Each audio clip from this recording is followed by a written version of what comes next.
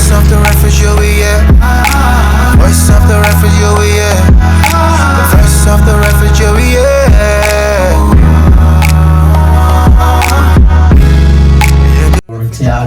Thank you very much for coming to this program. Thank you for your invitation. I'm really excited about our interview now. Yeah, so now we are going to dive into 3 major topics. But before we proceed with the topic, I would like to, to enlighten you more about these Refugee Walls of Memory.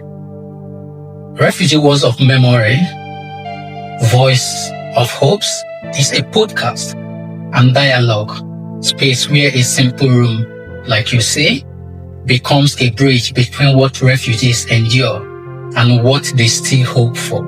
Refugees, students, cultural voice, and policymakers gather here to tell stories with dignity, not as headline, but as living testimony. These walls are more than bricks.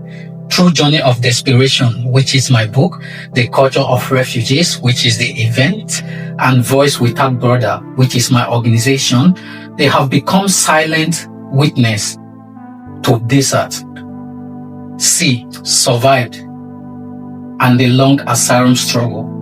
For many refugees, a room is the only place where memory can breathe, where the past wound, guide, and refuse to be forgotten.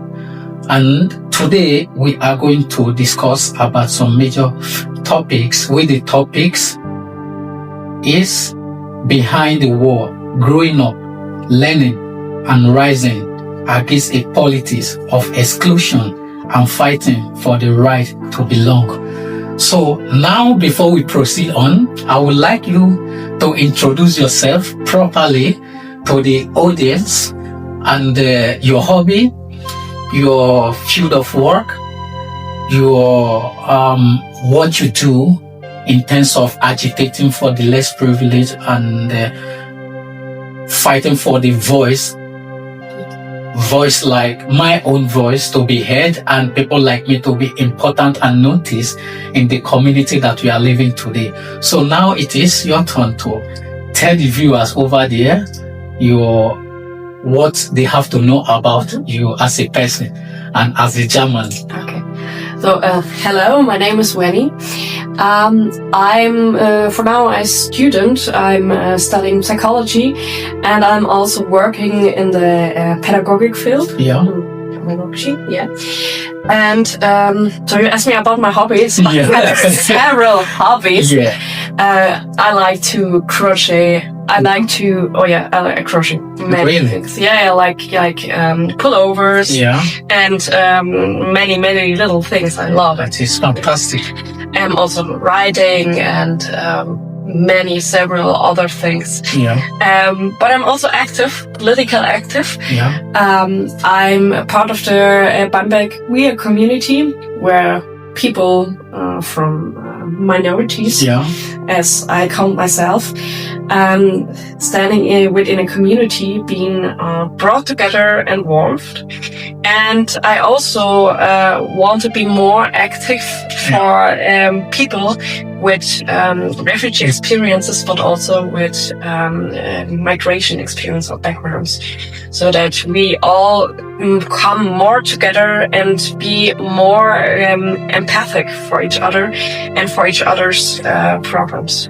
So that's basically it. Yeah, that is very fantastic and also very kind of you to to sacrifice many of your daily tasks to agitate for people like me to be seen in the community and for the less privileged living out there in Germany in camp, and many refugees coming from different nationalities, for them to be visible in the society where they live.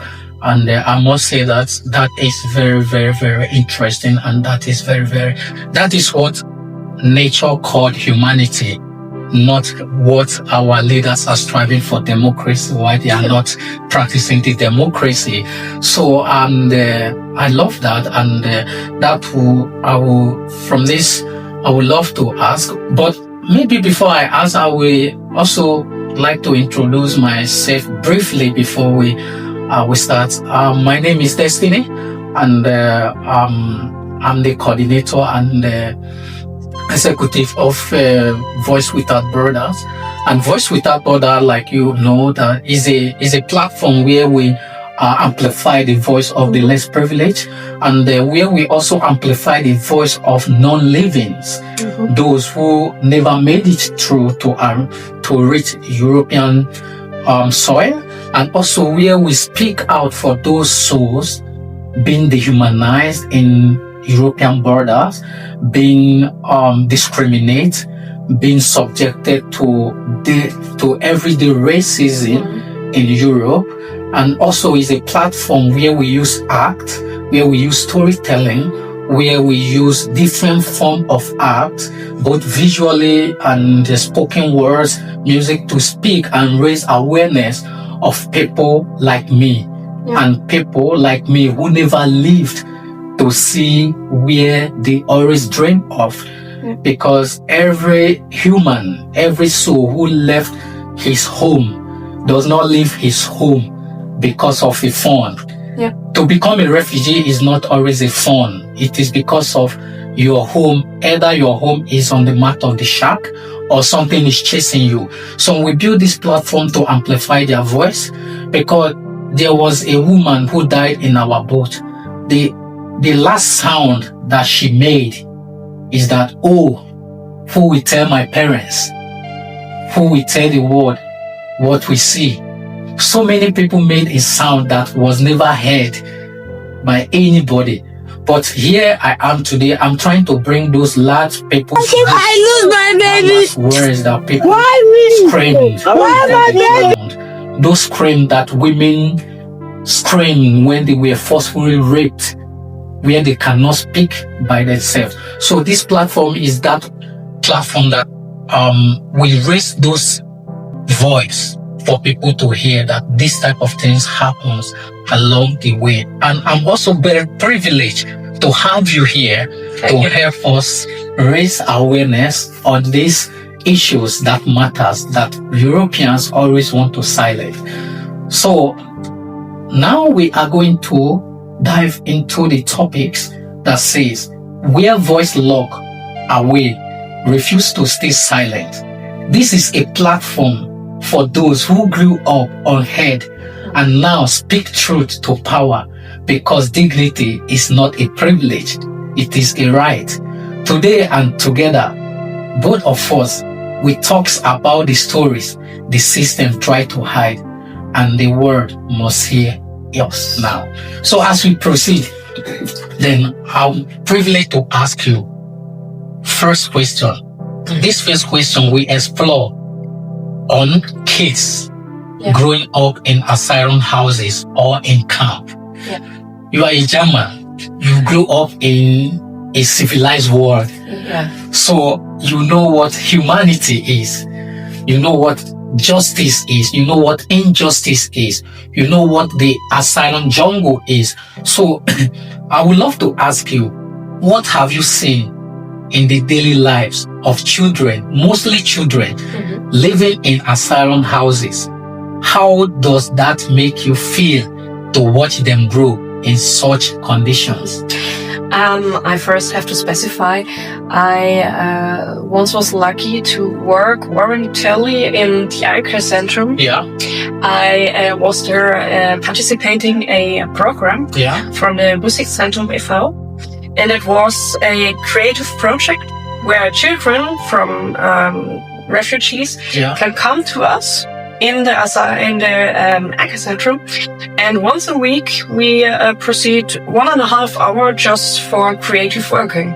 Like the kids can come and just learning to play music, like singing, dancing, making group actions, and also they could play with circus things. Like interesting. That was really nice, and the kids were so happy.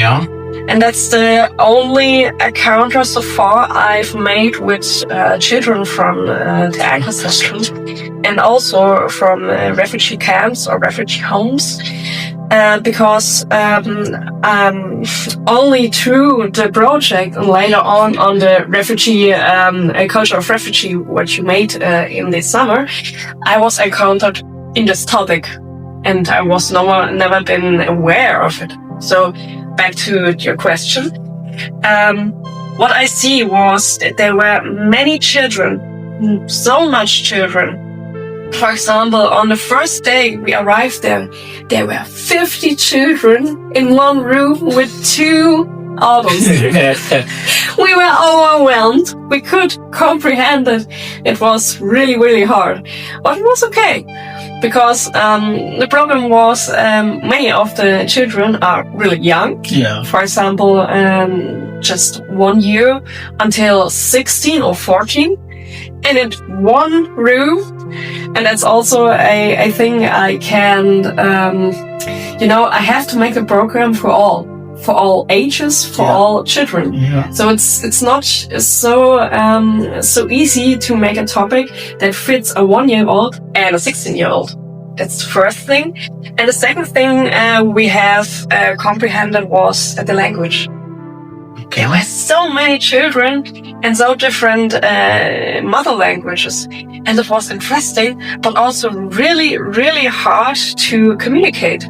Because we only could speak English or German. And many of the children couldn't speak English or German. Yeah. We were lucky there was one girl speaking German. But she was seldom there. So, okay, now, how we do it?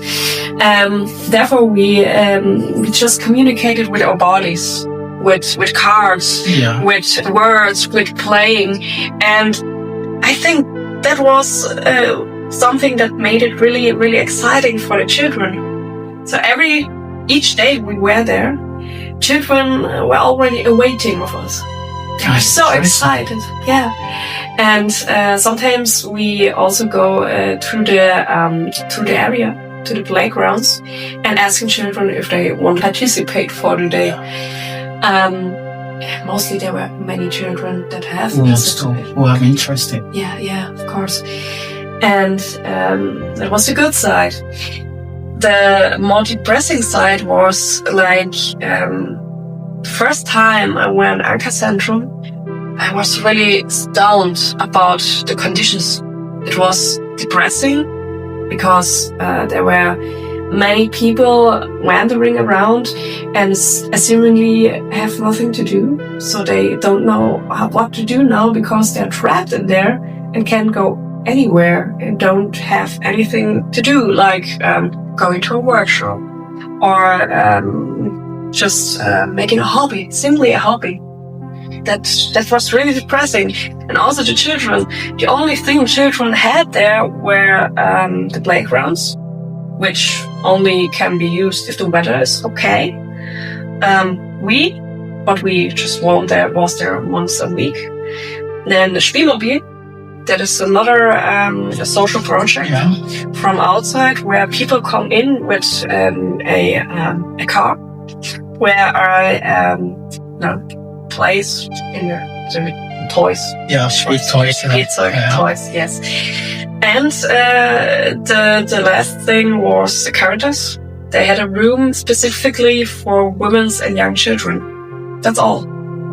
No more workshops, no more activities, no more things children could have explored.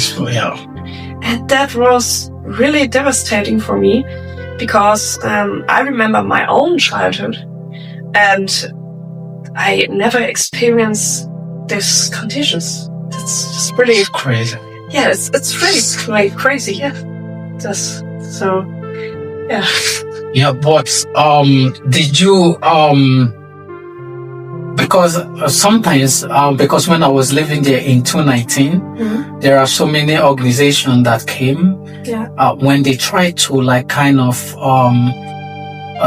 ask question the reason why there is no kind of play stuff and to the camp authorities, they always ignore them. They don't get response.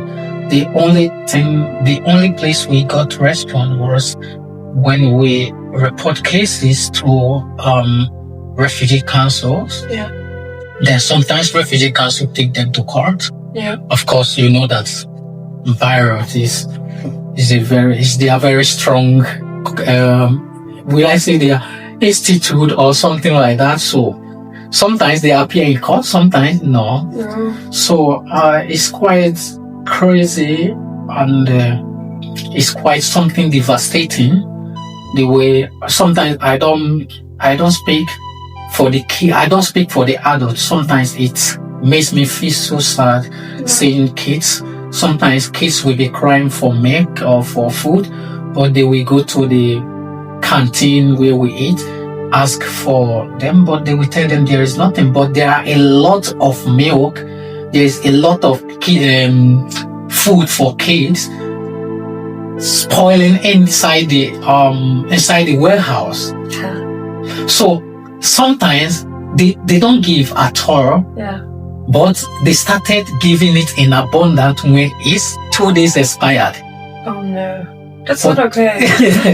Sometimes when a child cried, or when the mother requests for baby food or something like that, or diapers or something, they don't give it to them. Oh no. But why? That's. They will tell them there is nothing. They don't have. But you know there is. Yes. That is accursed too. That's not okay. So sometimes for the adult, when they bring food, they store it in the storage. Yeah. They wait for the day, 2 days to be expired, 3 days to be expired, or 4 days after the expiring date. That is where they will start sharing it in abundance. Yeah. They will start giving 2 instead of 1. They will start giving 3 instead of 2. So sometimes milk that we drink from the canteen, they have all soured. The time come, we call the police to come and interfere. Police told us we eat whatever they give us. Oh, that's not okay. So it's devastating, and I'm so also glad that you have gotten the opportunity to work there as a volunteer, and you see briefly. You didn't see most of the thing happening in there, but you were opportune to see most of the things happening there to the kids. Even in 2019, a child was crushed. A car crushed his foot, I know. And the foot was cut. And after that, his family was disturbed to be deported. Huh? Okay. Yeah. So after those stress, after so many things, so they were still disturbing his parents for deportation, which is strange, and which is against humanity. Yeah. So, and there was nothing that they didn't do anything.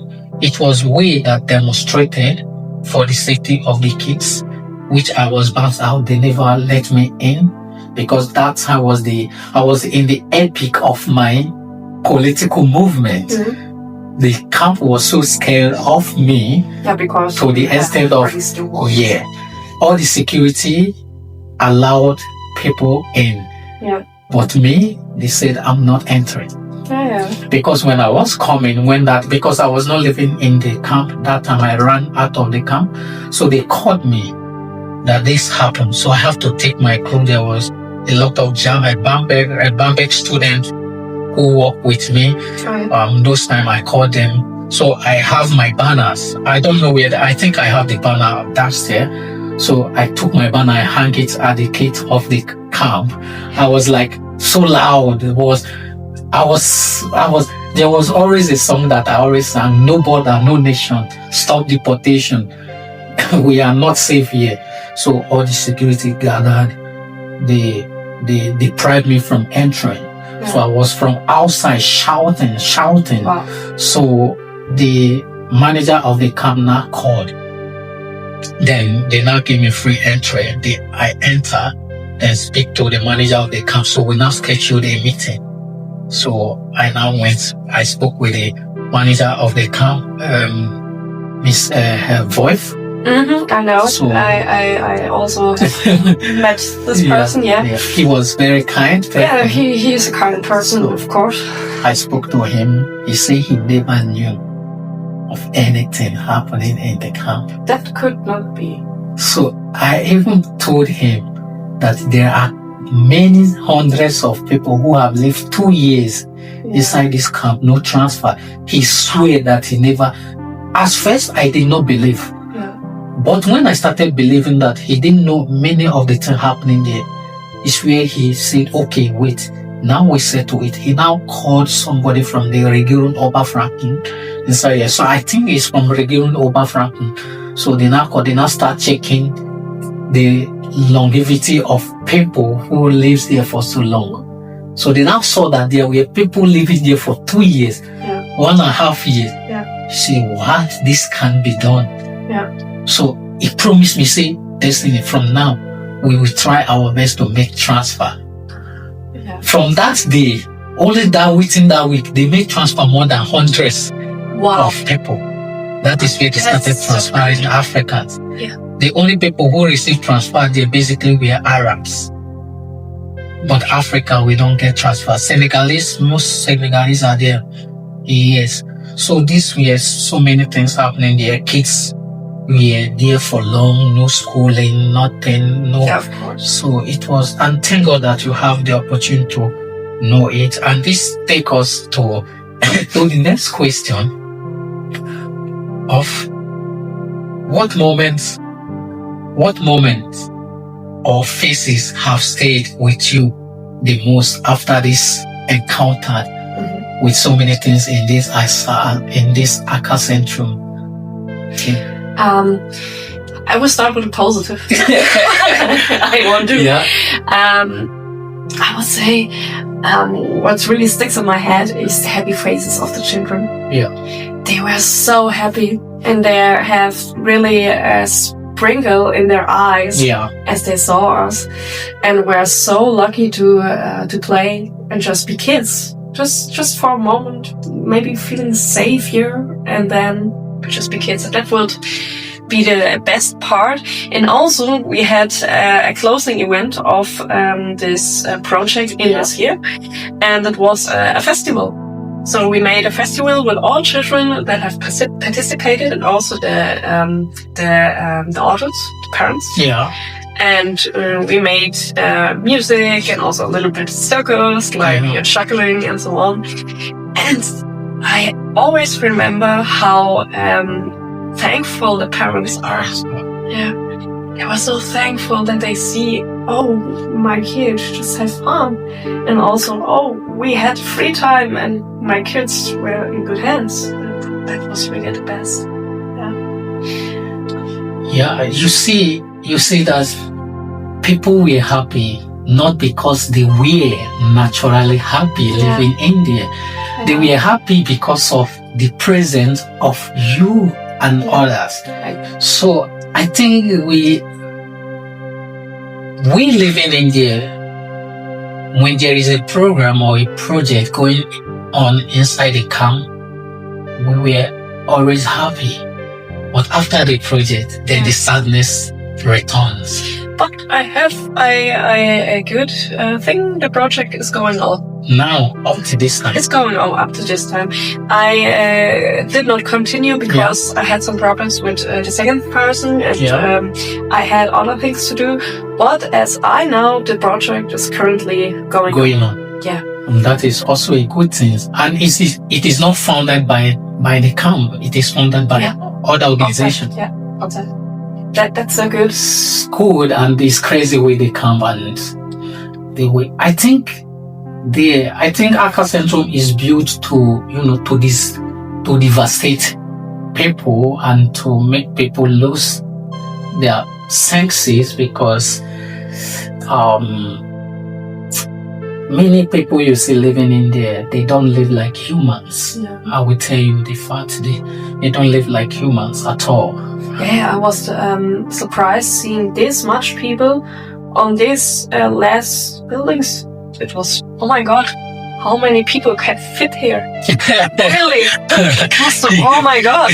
Because what I tell you, maybe you don't know, the Accra Centrum originally was a stage for the Americans. They were staying there, and they were protecting themselves from the other side.